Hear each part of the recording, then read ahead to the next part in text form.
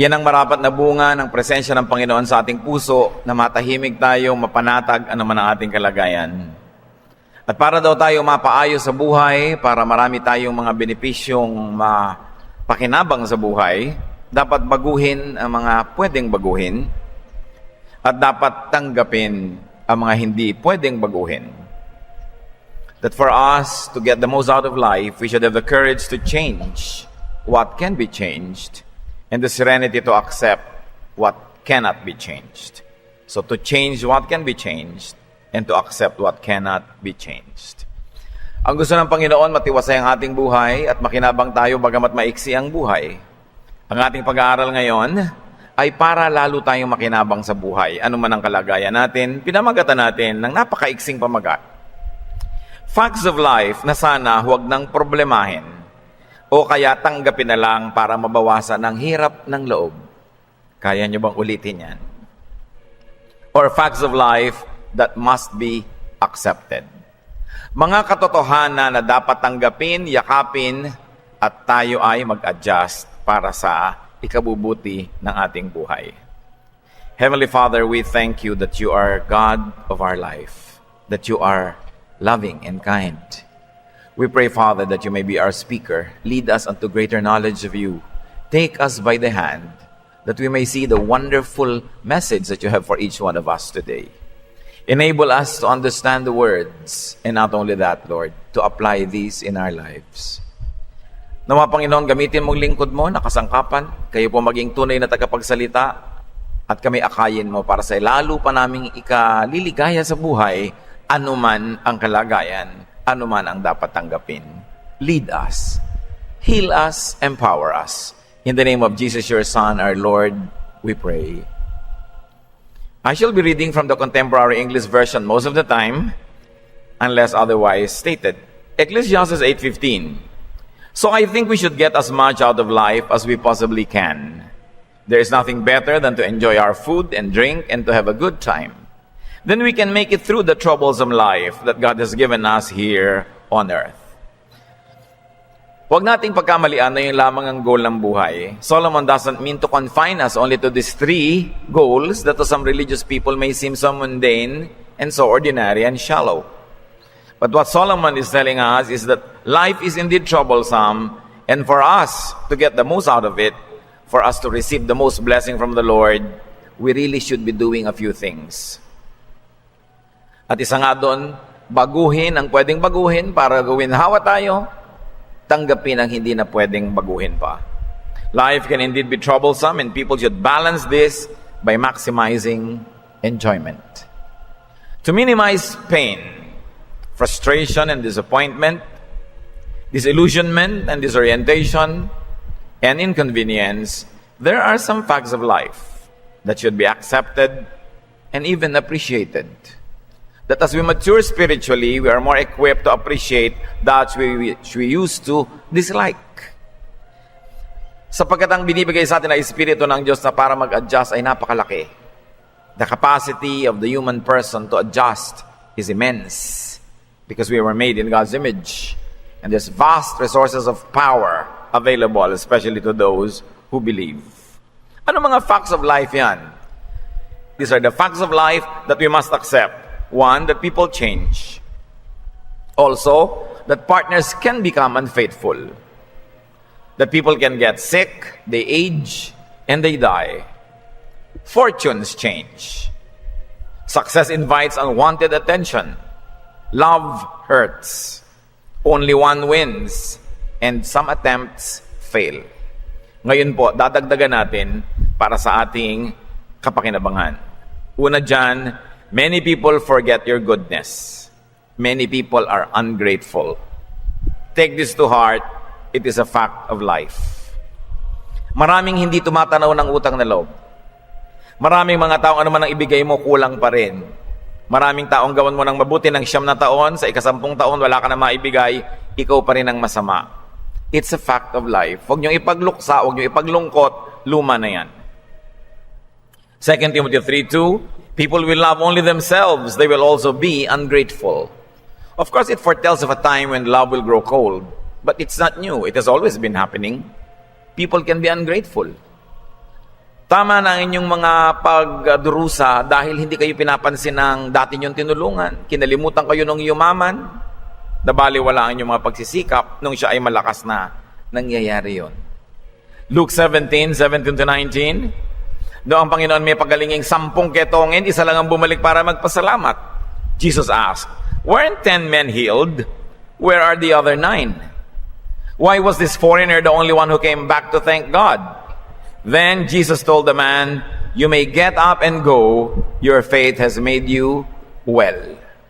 Yan ang sinasabi, nakakapagtaka. Bakit mayroong 10 pinagaling, isa lang nagpasalamat? Gaano karaming tinutulungan niyo ang nagpapasalamat? Pero kung inyo ikalulungkot ang bawat hindi nila pagpapasalamat, wala na kayong gagawin sa buhay kundi malungkot. O kaya titigil na kayo maging mabuti, which is worse. Even the people during the Lord's time were mostly ungrateful to Him. Do good, but be ready not to be appreciated, not to be remembered, especially by your beneficiaries. Derive your joy from giving itself. Ang ikasaya natin yung pagbibigay, kahit hindi tayo pasalamatan, ang ikasaya mo hindi yung pasalamat, yung nakagawa ka ng mabuti. Derive joy from the good fruit of your work and not from being celebrated. Derive your joy from the Lord's pleasure and recognition. After all your good deeds are recorded in the most important books ever. 1 Corinthians 15:58, "My dear friends, stand firm and don't be shaken. Always keep busy working for the Lord. You know that everything you do for Him is worthwhile." Revelation 20:12, "I also saw the dead people standing in front of that throne. Every one of them was there, no matter who they had once been. Several books are open, and then the book of life was opened. The dead were judged by what those books said they had done." So lahat ng ginagawa po natin nakasulat, nakatala. Pasalamatan naman tayo, kilalanin man ng iba, kinikilala yun ng Diyos. At may araw yun ng gantimpala. Siyempre masarap kung nakikilala naman tayo at nililingon-lingon. Paano kung hindi? Huwag niyong iasa ang kaligayahan niyo sa paglingon ng kapwa. At paano kung hindi ka nilingon? Di lulungkot ka? You must take control of your happiness and must not depend on others for you to be happy. Heaven knows, records, appreciates, and will reward all your good deeds. Another fact of life is that people can be very selfish. Kamag-anak nung nauna. Now, people can mean parent or son or daughter, brother or sister, husband, wife, friend, all the rest. Pwedeng maging napakaramo at makasarili ng sarili mong magulang o ng anak mo. So maging mabuti ka sa kanila dahil hindi umaasa ka na susuklian. Maging mabuti ka dahil mabuting maging mabuti. Hindi lahat ay magiging mapagpasalamat. Genesis 6:5, "The Lord saw how bad the people on the earth were, and that everything they thought and planned was evil."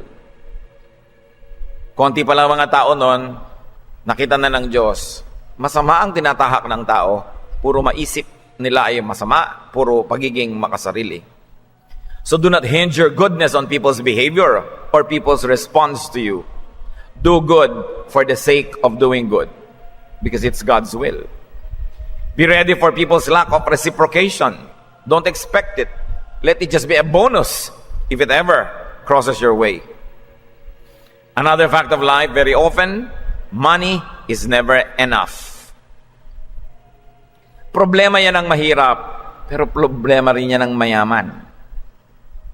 Lahat ng tao, gaano kalaki man ang income, nakukulangan pa rin sila. Talaga ang pera kulang kasi hindi maubos ang ating mga pagnanasa. So pag kulang ang pera nyo, what else is new? Luma na yan. Napakaraming henerasyon na ang kinapos at ngayon napakaraming mga kamuka ng mga kinakapos. Ecclesiastes 1:9-10, "Everything that happens has happened before. Nothing is new. Nothing under the sun." Someone might say, "Here's something new," but it happened before, long before we were born. So by now, humanity must have adjusted to all the deprivations that there could be, because it is not new. Dapat sanay na ang tao sa kakulangan ng pera. Lalo kapatid ko, ipinanganak ka mahirap, lumaki kang mahirap, dapat sanay ka na. Huwag ka na nagreklamo. Gumawa ka ng paraan para ka umasenso, madagdagan ang iyong kita, guminhawa ka. Pero kung hindi ka maghinawa, di pa, sanay ka naman. Parang sa Pilis, ang init, ang init. Talaga naman mainit dito eh. Pumunta kayo sa Alaska, maginaw. Anong bago sa mainit? Malamok. Anong bago sa malamok? Magdala kayong kulambo. Adjust. Love money less, and you will feel the abundance of it. Mas mahal mo yung pera, mas kumukonti siya kasi pakipot ang pera. Pero habang hindi mo siya masyadong pinapansin, pinapahalagahan, parang marami. Kasi naiiba yung focus mo. Ecclesiastes 5:10, if you love money and wealth, you will never be satisfied with what you have.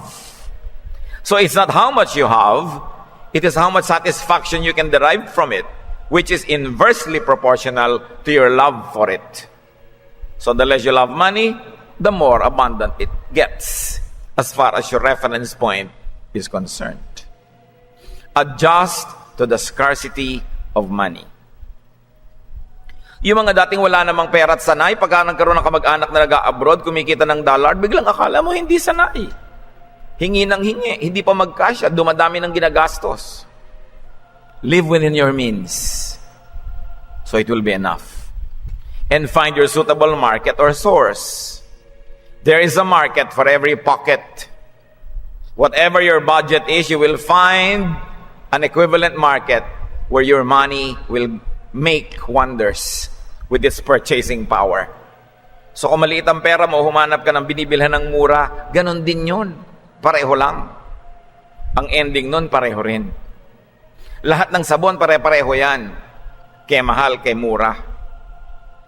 Invent more pleasures from cashless and plasticless transactions. Do more barter. Marami naman tayong pwede ipalit, hindi lang pera. Yan ang mga katotohanan ng buhay. Another fact of life, the more income, the more expense. If you think that when your income increases, you will have more leeway and more room to maneuver, you're in for disappointment. Pag lumalaki ang kita, dumarami rin ang gastos. O kaya dumarami ang gumagastos ng kita mo. Alam nyo yon. Nung araw na hindi ka pa OFW, yung kita mo, ikaw lang. Pero nung naging OFW ka, dumami ang kamag-anak mo. Dumami ang inaanak mo sa kasal. Dumami ang lahat ng hihingi ng pera mo. Kaya wala rin. Kulang din. Ecclesiastes 5:11, the more you have, the more everyone expects from you. Your money won't do any good. It won't do you any good. Others will just spend it for you. Totoong-totoo yan sa ating bansa. Kung dumadami ang kita mo, gagastusin yan ng mga kamag-anak mo para sa'yo. Dati sanay naman sila na may ketong-ketong at mga galis-galis. Ngayon, kumikita ka na, aba, marunong na magpa-doktor at siyempre sa'yo hihingi. Dati sanay naman ang nangingisay-ngisay sila pag nilalagnat. Ngayon, kailangan na ng injection. Kasi may pera ka may mahihingi sa'yo. Pagka dumarami ang income mo, dami ang nakaabang. Maraming namamasko. Kaya napakahirap sa ating mga kababayan from abroad umuwi sa Pilipinas kasi ang dami mong papasalubungan. At pagkatapos, kahit napaliguan ka lang minsan ng bata ka, yun na lang lagi uungkatin, pinaliguan ko yan. Siyempre, para mabalatuhan. Lalo't yumaman ka, hindi ba? Pagka umasenso ka, maraming nagkiklaim na inalagaan ka pero pagka naging prisoner ka, naging pusakal kang kriminal, kahit inalagaan ka ng 10 taon, itatatwa, hindi, sandali ko lang nahawakan. Di ba? Siyempre, success has many relatives. Kaya kung minsan yung mga kababayan natin ayaw na umuwi, paano? Papasalubungan mo lahat. At kung 1 buwan kang narito, ikaw maglilibre sa lahat ng tao sa loob ng 1 buwan na yon. Hindi ka nila titigilan hanggang hindi ka napangos, hanggang hindi ka nakalbo at naubos ka na para kang nilusob ng kutakot-takot na insekto. Uuwi ka ngayon sa yung kuta abroad, talagang broke na broke. At sabi mo, hindi na lang ako uuwi hanggang hindi may libing. Kaya maraming umuuwi pagka libing lang Kasi at least pag libing, hindi ka inaasahang magpapasalubong. Kasi nabigla ka at nalulungkot, hindi ka nakapag-shopping, di ba? Pero kung uuwi ka ng Pasko, naku, talaga namang napakahirap. Isang kalbaryo yan sa Pilipinas na umasenso kasi ang daming sasakay sa'yo at papasan. Be ready to spend more when you earn more. Lalo dito sa ating bayan. At kahit paano, pasalamat ka at ikaw ang nagbibigay kaysa binibigyan. Huwag magreklamo na maraming humihingi, at least may nahihingi. Pero teka lang ha. Ang kausap ko dito yung nagbibigay, hindi yung humihingi ha. Ang dapat kausap ko na huwag kang magreklamo, buti nila ikaw ang nagbibigay.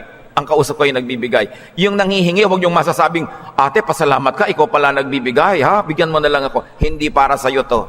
No? Ang masama, pag may kusa ka at palabigay, pag hindi ka maramot o hindi ka paladaing, iaasa na sa iyo lahat. Subukan mong tulungan ng isang tao na may sakit, pag palabigay ka at hindi ka paladaing, hanggang mamaya pati burol niya, iaasa na niya sa iyo. Kasi minsan ka nang naasahan. Meron ka isang pamangkin na tulungan mo na magbayad ng matrikula isang beses, mamaya sa iyo na lahat nakadagan yon. Pag natunto na yung landas patungo sa iyo ng mga manghihingi, hindi ka na nila titigilan. Hanggang hindi ka nila nailulubog muli kasama nila sa ilalim ng dagat. Pag dependable ka, people over-depend on you. Dito sa Pilipinas, napaparusahan ng mga responsable. Kasi sa iyo dumadagan lahat ng mga irresponsable.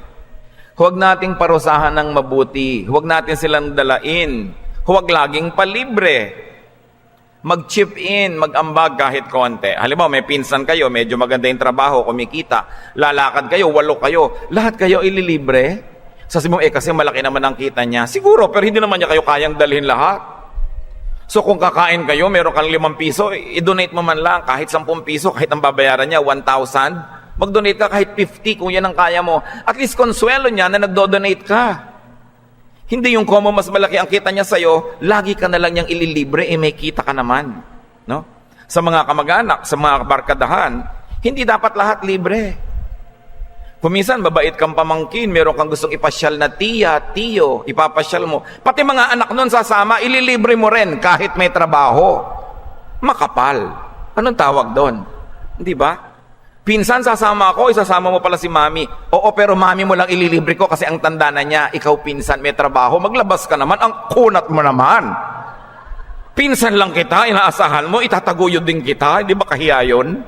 Pero maraming mga ganon. Napakahirap ang umasenso kasi maraming mag-aabuso sa iyo. Kaya kumisan, hindi na lang natutuloy. Gusto mo kumisang mag-party, imbitahin ang mga kamag-anak mo, pero wala nang magdadala ni ano. Hindi man lang mag-contribute kahit konti kasi yung nag-host, sabi lang, maganda naman ang trabaho nun. So ang nangyayari, nawawala ng motivation na maging mabuti. Kung nasa abroad, hindi na lang umuwi talaga. Lalo't ang mga kamag-anak ay mga limatik na sumisipsip ng kanilang dugo at ni walang straw. Diretso talaga. So kailangan marunong tayong makisama, no? Hindi natin sobrang pinapahirapan ang naaasahan. Meron naman magkakapatid. Meron silang isang kapatid, nagkasakit, ipinagamot ng kapatid number 1. Yung dapat ibang kapatid, magpasalamat na lang na hindi na sila nagkagastos, sinagot na ni kapatid number 1. Pero hindi, magseselos pa sila. Pati yung sakit nila, gusto, sagutin na rin nila ni kapatid number 1. Gusto mo sabihin, alam mo, magkakapatid tayong lahat, di ba? Dapat lahat tayo nag-aambag. Sinolo ko na nga. Ngayon, gusto mo, ikaw ilibre na rin kita. Di ba dapat magpasalamat ka na lang na hindi ka nag-donate? Huwag ka nang pabigat. Huwag ka nang sumama sa mga tatanggap. Kasi hindi kakayanin. Huwag nating abusuhin. Another fact of life, love does not always get love in return. Hindi lahat ng pag-ibig ay sinusuklian ng pag-ibig din. At alam yan ng marami sa atin, hindi dahil mahal mo, mahal ka rin. Ha? Ganun talaga, nagmahal ka, hindi ka mahal, enjoyin mo na lang yon. At least nagmahal ka. Sino ba ang mas nag-enjoy? Yung nagmamahal sa hindi nagmamahal sa kanya? O yung minamahal nang hindi naman niya mahal? Di ba mas nag-enjoy naman yung nagmamahal kahit hindi ka minahal? Kasi at least nag-enjoy ka. Pero yung minamahal ka nang hindi mo minamahal, nabubwisit ka pa nga madalas. Dahil hindi ka interesado sa pagmamahal niya. Walang effect sa'yo yun. Di ba? Kaya kahit na ang mahal nyo, hindi kayo mahal, enjoy na lang yung loving itself. At least hindi kayo na zero. God loves people and many people don't love God back. Samson loved Delilah and she did not love him in return. Dinaya pa nga niya. So do not treat love as an investment na dapat kikita ka at may tubo. In fact, no investment is ever sure. lalo ng emotional investment. Love for the joy of loving, like give for the joy of giving. Express for the pleasure of expressing your love. Hindi yung naghihintay ka pa na mag-express din sa'yo. Kung wala, di wala. Ganun talaga ang buhay. Totoo yung mahal kita, mahal mo siya, mahal niya ay iba. Kaya nga naging kanta At least kung kasama ka doon sa chain ng mahal, mahal, mahal, kahit ikaw yung hindi minamahal, napasama ka man lang. Pasalamat ka na doon. Another fact of life, many people borrow and never pay. Maraming nangungutang, hindi nagbabayad. Psalm 37:21, an evil person borrows and never pays back. Ang galing utang. Pag-uutang ng puhunan, ang ganda ng business, madaling kumita, 3 buwan lang, babalik na ang lahat ng puhunan. Pautangin mo yan, 3 taon na hindi ka pa binabalikan, matumal Yung feasibility study niya para mautangan ka, ang ganda. Pero pag bayaran na, biglang pangit na yung negosyo. Pag may mangungutang, maglibigay pa ng date, kayang-kaya kong bayaran in 2 weeks. 2 weeks pala in 10 years. No? Hindi lang sinabi yung 10 years. Do not lend what you are not ready to lose or write off.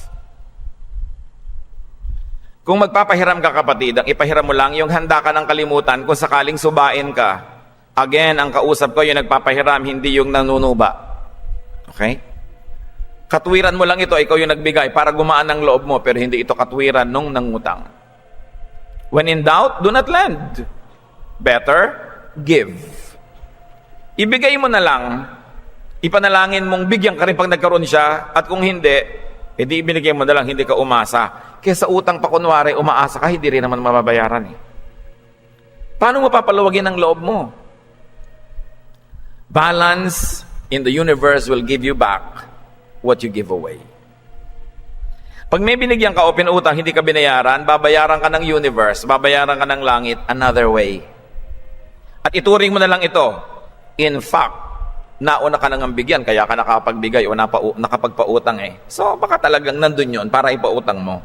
Again, para ito sa nagpapautang. Iba na yung malinaw ang usapan.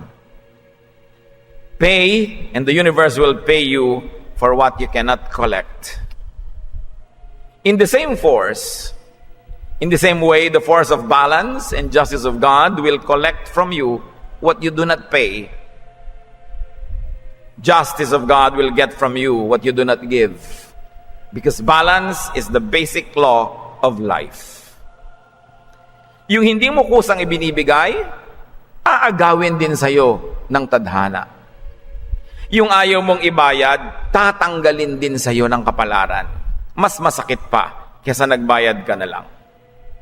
Another fact of life, some people can really be very vexing. Pastor Cristiano po ako, naiinis po ako, normal po ba yan? Normal na normal. Huwag mong isiping abnormal ka dahil Christian ka. Marami talagang taong nakakainis. Pero wala ka magagawa. God has created many of them. And we are amply provided with people that are difficult to like. Yun ang krus na ating babathin.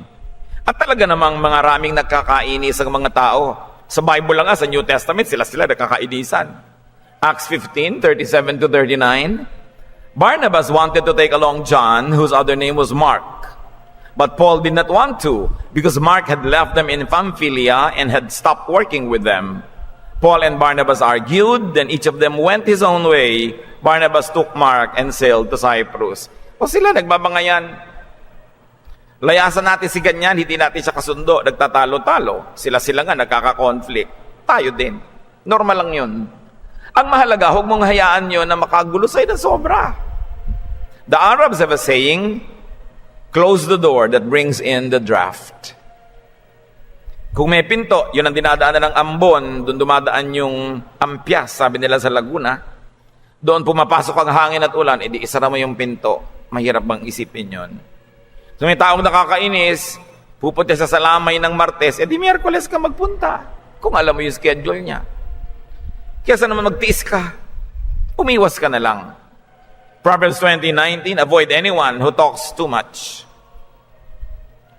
And you know you talk too much when people already cut you because they have no natural entry point because you talk too much. You know, you talk too much, it will only nod and say yes or no kasi wala naman silang masabi. Makahalata ka dapat if you talk too much. And then people will avoid you. Proverbs 14:7, stay away from fools or you won't learn a thing. Meron talagang dapat iwasan. Hindi masamang umiiwas. Avoid vexing people that you can avoid. Yung mga nakakainis, nakakairita, nakakapagpagalit, kung hindi nyo sila kayang baguhin ang inyong pag-ibig at panalangin, iwasan nyo na lang. O baguhin nyo attitude nyo, pero kung hindi pa rin mabago, naiinis pa rin kayo, umiwas. Avoid and adjust. And then adjust to vexing people that you cannot avoid. May mga tao hindi mo pwedeng iwasan nanay mo pala. No? Yung nakakayamot na ugali pala, manugang mo, biyanan mo, hindi mo maiwasan, adjust. The capacity to adjust is a measurement of intelligence. Mas matalino ang tao, mas nakakagawa ng paraan na makaimbento ng kapayapaan sa pakikipagkapwa. Find ways to balance vexations, usually by aloneness, by well-timed quietude, or silence. And sometimes when people annoy you and they keep asking you and talking to you, answer them with the best answer of all, silence. Because your silence will reach people farther than many speeches that you can write. Proverbs 21:9, it's better to stay outside on the roof of your house than to live inside with a nagging wife. Now do not forget that the roofs in the Middle East are different. They are flat, like balconies. And it's possible for you to dwell and live in those roofs. Pero sabi pa, mabuti pa tumira ka na lang sa isang sulok ng bubong nyo kesa nasa loob ka nga ng bahay, ang kasama mo naman, takitik, takatak, takitik, takatak, walang tigil. No? Para matahimik ka, humanap ka ng private space. And remember, brothers and sisters, do not be a vexation to others.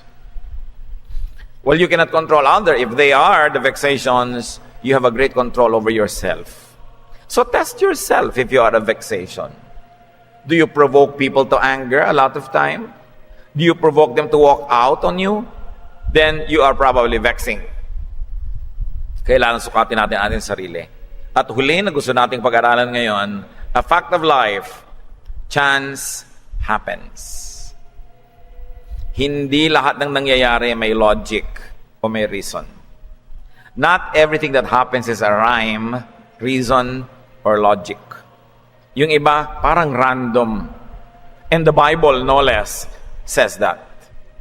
Ecclesiastes 9:11, here is something else I have learned. The fastest runners and the greatest heroes don't always win races and battles. Wisdom, intelligence, and skill don't always make you wealthy, rich, or popular. We each have our share of bad luck. Sabi, hindi ko mabilis kang tumakbo, ikaw mananalo sa karera. Hindi ko malakas ka, ikaw ang mananalo sa gyera. Hindi ko matalino ka, ikaw ang magkakapera. Lahat talaga kumisan, dinadapuan ng malas.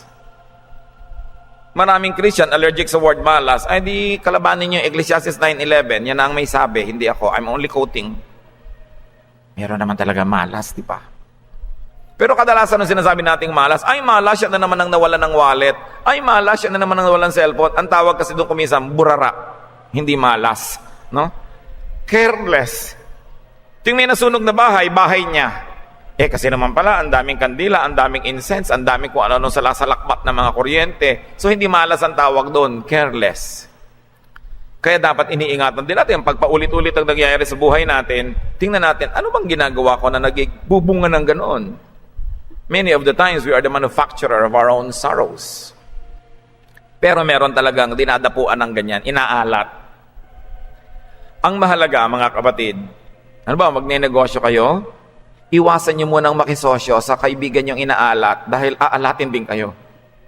Madadamay kayo. Hayaan nyo lumipas yung panahon na yon. Diba? Tulad ng hindi kayo bumabangga sa malakas at mabilis, tulad ng sasakyan, kayo yung tatalsik. Panapanahon ng pagkilos. Kaya tinitingnan nyo rin, kahit maganda yung feasibility study, pero tingnan mo yung track record niya, may negosyo na ba siyang natuloy? Ba't kayo sasama sa lagi nalang inaalat? Dinadamay kayo dun. Kaya mahalaga, tinitingnan mo ang lahat. Huwag mong kokontrahin yung uso, yung taong umuuso siya yung makapangyarihan, siya yung binubuhay na, sabi na matatanda. Kasi kinakasihan siya ng kapalaran, di sumali ka kaysa kumontra ka. Dapat marunong tayong makiayon sa agos ng buhay. Hindi superstition yun. Plain scientific observation. Bakit kalalangoy kalaban ng agos? Patungo dun yung agos. Mahalaga iniisip yan. Planting does not always lead to harvesting. Doing good does not always end in good results, at least instantly. Reason and logic does not always prevail. May mga bagay na mahiwaga. But just the same, do what is good and reasonable. Because at the end of the day, in the long run, it will always prevail.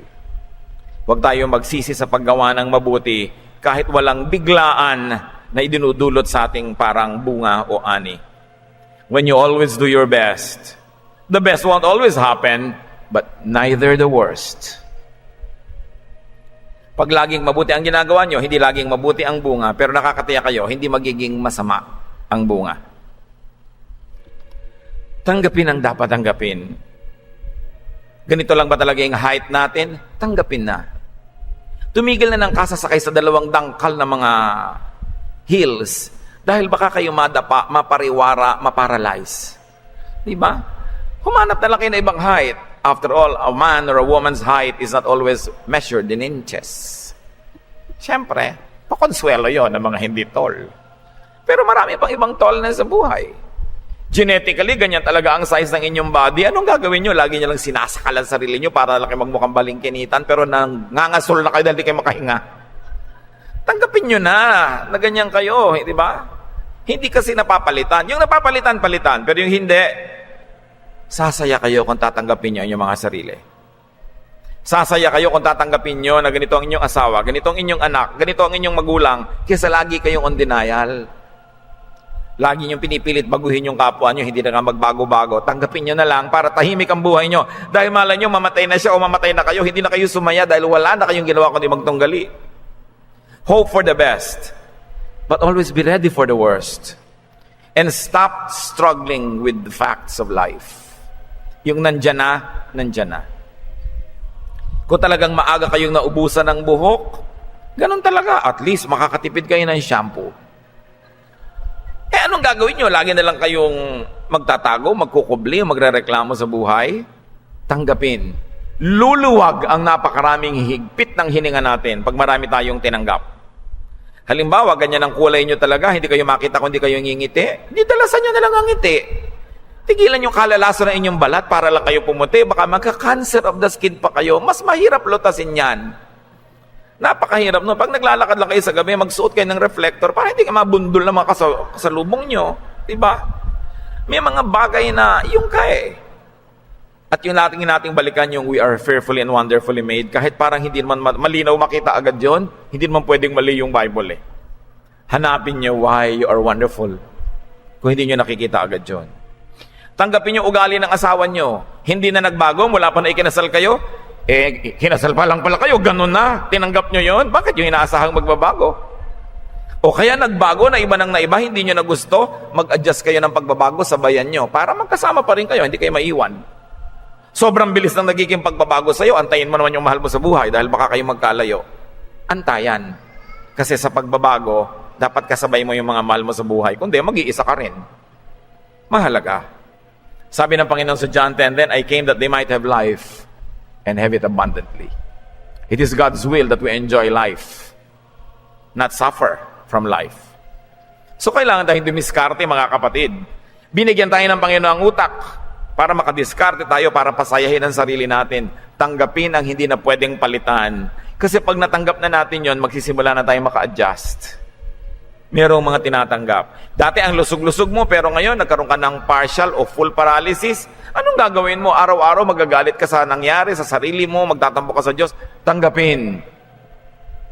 Hanapan na ng kaligayahan, yung sulok na pinaglagyan sa iyo ng Diyos, dahil meron ding kaligayahan doon, dahil nandun din ang Diyos. Hindi ka pwedeng mag-isa, ano man ang nararamdaman mo at kalagayan.